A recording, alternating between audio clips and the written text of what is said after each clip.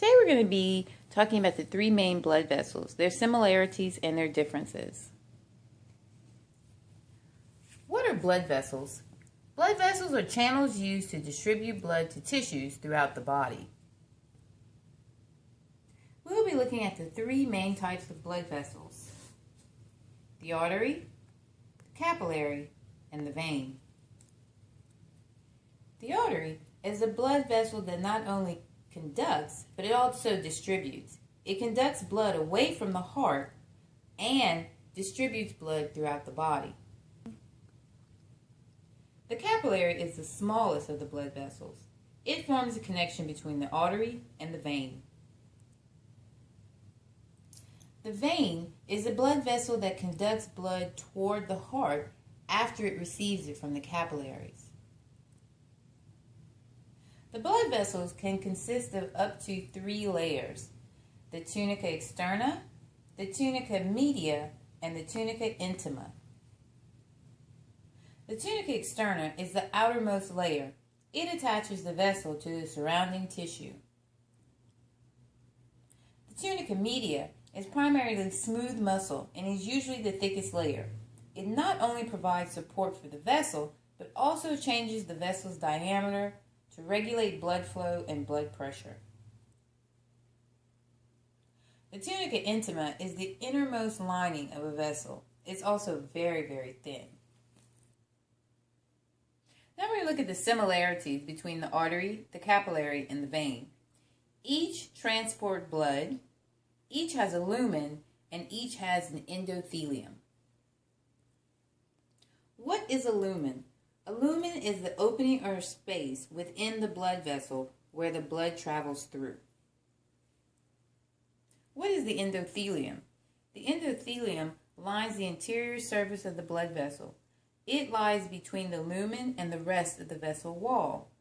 The endothelium is part of the tunica intima. There are four more differences than similarities between the blood vessels. First, we're going to look at structural differences.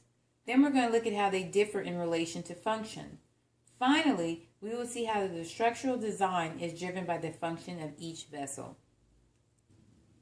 Okay, so next we're going to look at the wall of an artery. It has three layers. The three that we previously spoke about: the tunica externa. It is made of connective tissue which consists of elastin and collagen. Next you have the tunica media. It's a very thick layer that consists of a high amount of muscle and elastic fibers. Then of course you have the tunica intima, which is of course your innermost layer of the vessel. Also, you have the opening or the lumen, and in the artery wall it's narrow. Next we're going to look at the wall of a vein. It also has three layers: the tunica externa. In veins, you can see it's much thicker than what we saw in the artery previously. It has a tunica media, which is thinner than what we saw in the artery, and it also has a lot less of the elastic fiber and muscle. Then you have the inner layer, which is the tunica intima. Now, look at your lumen. It's much wider than what we saw of the artery. The wall of a capillary consists of only the one layer. It's composed of a thin layer of endothelial cells. It lines the entire circulatory system, from your heart all the way to your large arteries, all the way down to the very tiny capillary beds.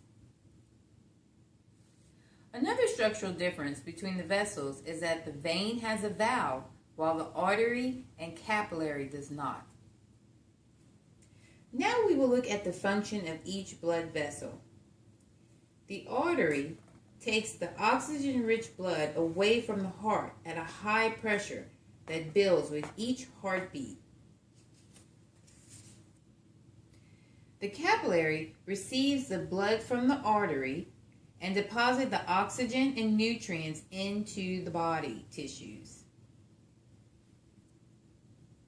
The vein receives the oxygen-depleted blood from the capillary at a much lower pressure, and then it returns the blood to the heart. So now we're going to look at how the function drives the form or structure of each blood vessel. First, we're going to look at the artery. The artery takes blood away from the heart at a high rate of pressure. So, the artery has to have thick muscular walls that are able to withstand the flow of blood, along with plenty of elastic tissue to expand without bursting and a narrow lumen to help maintain the pressure and control distribution of the blood throughout the body. Okay, so for the capillary, its thin walls. What's the purpose of that? Well, they're so thin they're permeable. Permeable means that it allows water, oxygen, carbon monoxide, and other nutrients and waste to exchange between the blood cells and the tissues. If it had the other two layers in addition to this layer, that process would not be able to happen. There also needs to be lots of capillaries to supply all the tissues properly. The lumen of the capillary is very narrow. What's the purpose of that? That allows many capillaries to be able to fit in a small space, increasing the surface area for diffusion. So there's a low pressure because the blood has spread from few arteries to many capillaries. Finally, the vein. It has a thicker tunica externa to prevent collapse, but also to protect the vein from damage since it lies closer to the skin's surface.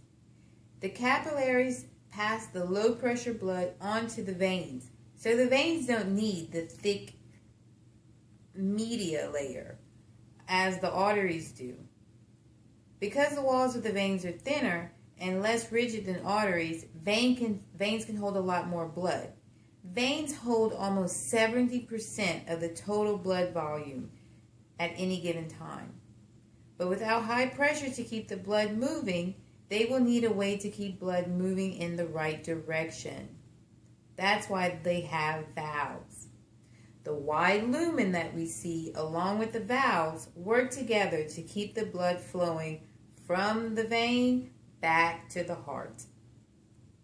So there you have it, the three main blood vessels. Their similarities, their differences, and the why behind it all.